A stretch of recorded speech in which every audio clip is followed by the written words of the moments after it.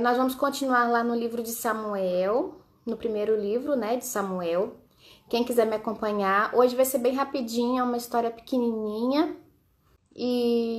Mas, como sempre, não tem como a gente separar somente os versículos que falam dessa mulher. A gente vai ter que ler o capítulo todo para conseguir compreender, né, o contexto dessa história, do porquê aconteceu isso com ela, tá? Então, quem quiser me acompanhar, pegar a tua Bíblia, abre lá em Samuel, primeiro livro de Samuel, capítulo 4, chama A Mãe de Icabode. Em algumas Bíblias está escrito Icabô, tá? Dependendo da tradução da Bíblia. Então, Icabode ou Icabô é o nome do bebê que vai nascer. Então, a gente estudou na última live, recapitulando sobre a Ana, né? Que era a mãe de Samuel. Então, depois que a Ana deixou Samuel lá, ele foi crescendo, aí ele descobriu, né, que o Senhor o chamava. Deus chamava Samuel, Samuel, e ele achava que era o Eli, não era o Eli, aí ele falou, é o Senhor que está te chamando, e a partir daquele momento ele começou a ouvir a voz de Deus, que diz na palavra que ele ouvia nitidamente o Senhor conversando com ele.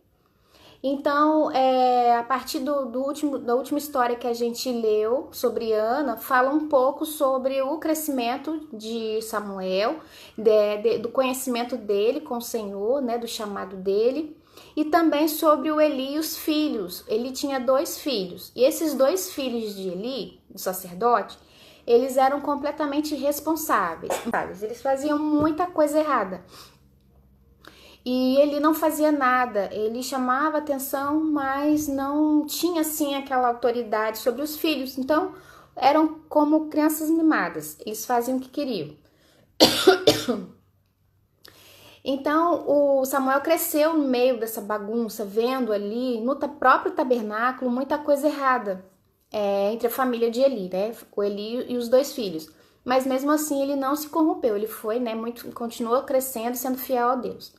E aí a gente entra no capítulo 4, que fala, os filisteus tomam a arca. É o título aqui da minha Bíblia, tá?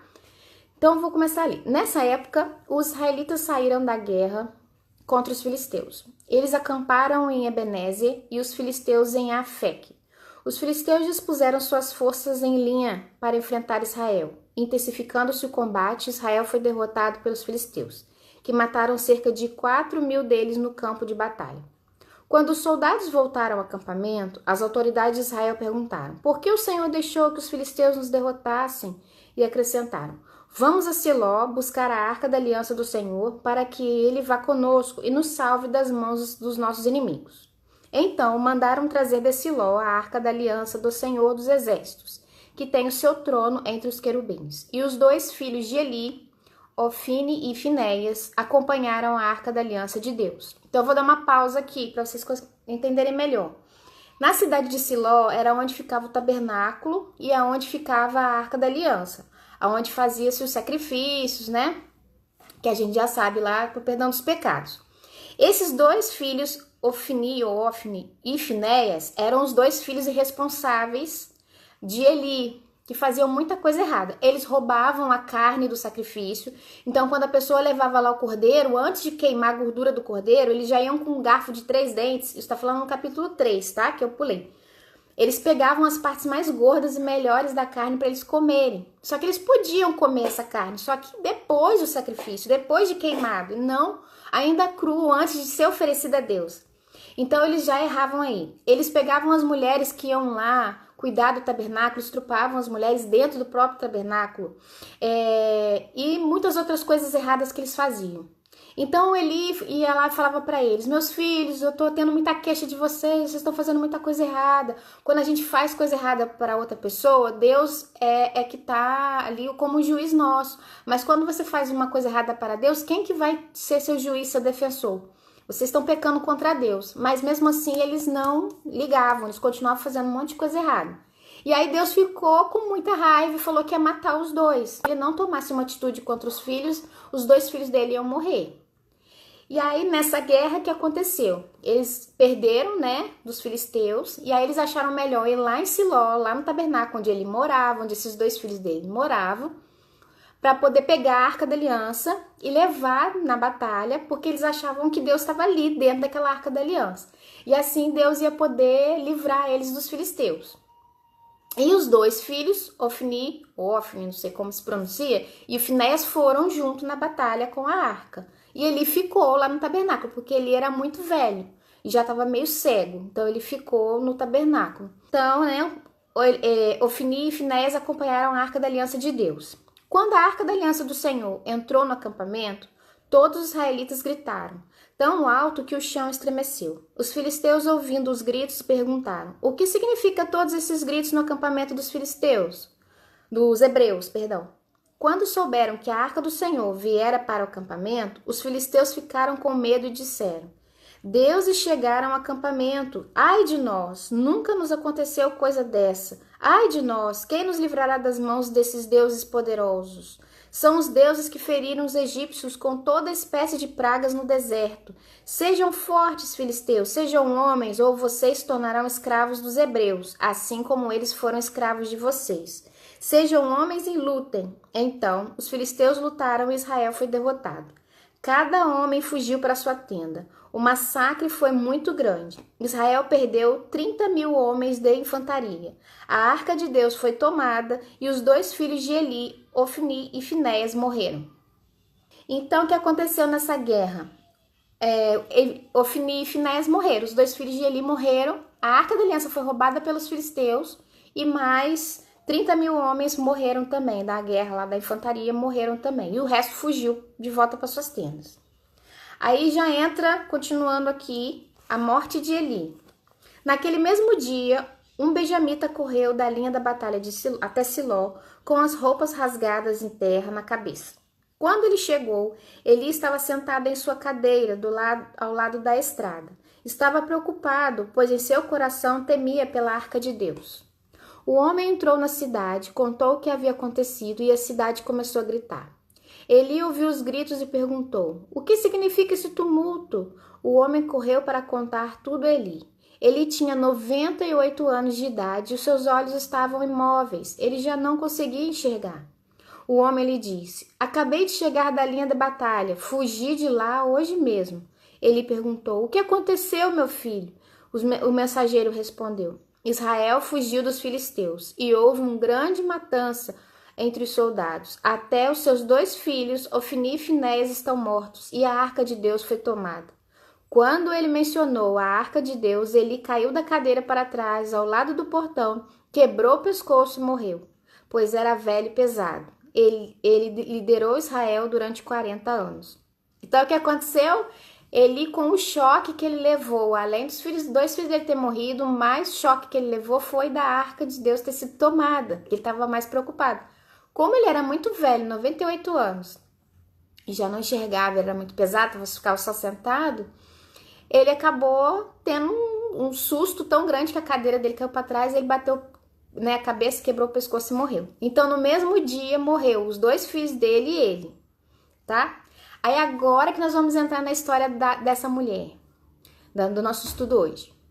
No versículo 19. Sua nora, a mulher de Finéias, estava grávida e perto de dar à luz.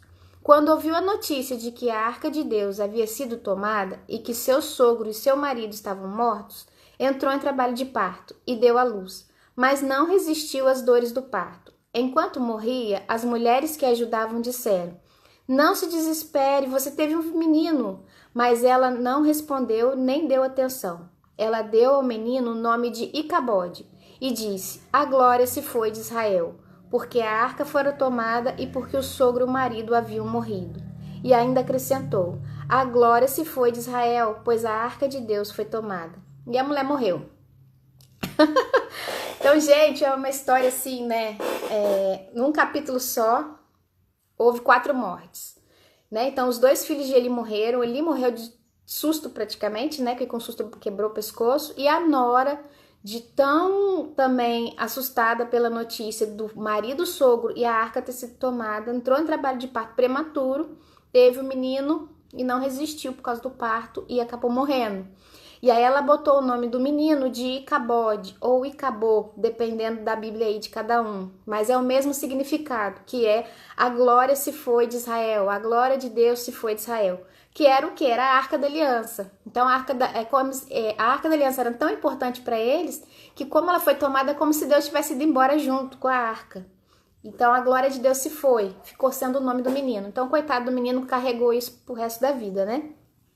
Então a história dessa mulher que não se fala o nome, só diz que é a nora, né, de Eli, era a esposa de Finéias. Não se fala mais nada dela. E é a história dela que a gente vai ver hoje. Então, o que a gente vai aprender com tudo isso, né? Com essa história assim tão, né? Num desfecho rápido, 4 pessoas morreram. Tudo em consequências, né? De atos errados, né? Porque foi a justiça de Deus que caiu em cima deles. Primeiro que os 2 filhos de Eli estavam fazendo muita coisa errada e Deus já havia avisado que se isso não mudasse, eles iam morrer. E aí virou essa bola de neve, né? A morte de um foi levando a morte do outro. Então, diante da tremenda tristeza de saber que a arca de Deus havia sido tomada pelos filisteus, que seu sogro havia morrido e por causa de um estúpido acidente, né? Caiu, quebrou o pescoço, e que seu marido Finéias fora assassinado pelos filisteus, a mulher deu início ao trabalho de parto prematuro. Houve complicações no parto e ela morreu. A morte de 4 pessoas num único dia fez todos perceberem que o pecado ficaria absolutamente fora de controle e ia se corromper, estava se corrompendo num lugar santo, né? Ali no tabernáculo, em Siló, né? Morreram essas 4 pessoas. Os filisteus foram um instrumento nas mãos de Deus para corrigir as coisas. A nora de Eli e suas últimas dores deu o nome no menino de Icabode ou Icabô, que quer dizer foi-se a glória do Senhor. O pecado foi o causador da perda e até mesmo de bons homens caírem, né, nessa armadilha. Ele era bom, ele era um bom homem, só que ele era fraco, ele não tinha autoridade sobre os filhos dele. Então, no momento que ele foi perdendo o controle sobre seus filhos foram fazendo o que queria, ele, assim, já eram adultos, não tinha mais poder nenhum sobre os filhos deles, devia ter educado, né, controlado enquanto ainda eram meninos, né, e eram mimados. Então, depois que eles já eram adultos e responsáveis, ele não tinha mais controle algum sobre eles. E aí a situação foi, né, resultando nisso, nessas mortes.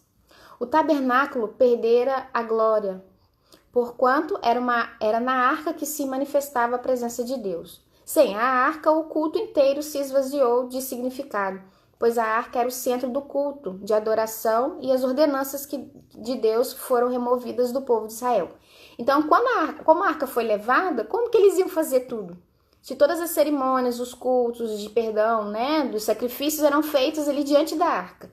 Então, eles acreditavam que Deus estava ali, entre o trono, né? Porque tinham 2 querubins na arca, e eles acreditavam que Deus estava sentado ali, Deus estava presente ali. Então, como a arca foi embora, eles acharam assim, Deus foi embora, Deus nos abandonou, nós estamos sem Deus, nós estamos sem a glória, como nós vamos fazer o sacrifício, como nós vamos fazer a cerimônia, não tem mais nada. Então, eles estavam o quê? Eles estavam resumidos na arca, não em Deus, né? Estavam concentrados todo o poder de Deus naquela arca. A glória se foi deles. O Deus da glória não mais podia ser visto entre eles. Este incidente ilustra o declínio espiritual de Israel. Essa criança recém-nascida e Icabô deveria suceder seu pai Finéias no sacerdócio, o qual morreu por ter profanado o tabernáculo. Então, o Finéias e o Ofni, eles eram também sacerdotes, igual Eli, só que era um pouco menor, assim, né, de graduação, porque eles eram filhos. Então, tinha algumas coisas que eles faziam lá, algumas funções no tabernáculo, e Eli fazia as outras funções. Então, o Icabô, ele ia suceder o pai dele, ele também ia ser um sacerdote, né, isso ia passando de geração em geração entre eles. E aí o menino, por causa da consequência, né, da profanação que o pai fazia, ele recebeu esse nome e perdeu o pai, e aí acabou-se a vida do menino, né? O terror pelo fato de Deus ter abandonado seu povo ofuscou a alegria do parto. E aí, né, todas aquelas mulheres falando, calma, você teve um menino. A gente sabe que naquela época, né, o mais importante para a mulher era ter filhos, e ainda mais se fossem homens, né? Para elas, ter homem ainda era melhor que ter mulher. Então, elas tentando consolar as dores ali naquele momento do parto da menina, Ainda falou, calma, você teve um menino, você teve um filho. E mesmo tendo essa notícia tão boa, por causa da situação toda, ocasionada pelo pecado, ela não nem ligou, não se fortaleceu, não se animou, não lutou para viver. Ela simplesmente botou o nome do menino e acabou, foi-se a glória. A alegria daquele momento do parto não tinha nenhum. Quando o pecado domina as nossas vidas, até mesmo os contentamentos dados pelo Senhor parecem vazios. Então, aquele momento que deveria ser de alegria, de um contentamento, tornou-se vazio, tornou-se inútil por causa do pecado, que levou à morte dessas pessoas. A Arca da Aliança era o objeto sagrado mais importante dos israelitas. Eles criam que a arca era o trono de Deus, o lugar que representava a presença divina entre eles. Mas à medida que os anos se passavam, as pessoas se interessavam cada vez menos por Deus e cada vez mais em usar a arca como um amuleto de sorte. Começavam a confiar no poder da arca em si, em vez de depositar sua fé no poder por detrás da arca, que era de Deus, Depois que ela foi levada, o povo ficou devastado. Sentiu que sem a arca, a glória e a presença de Deus também haviam partido.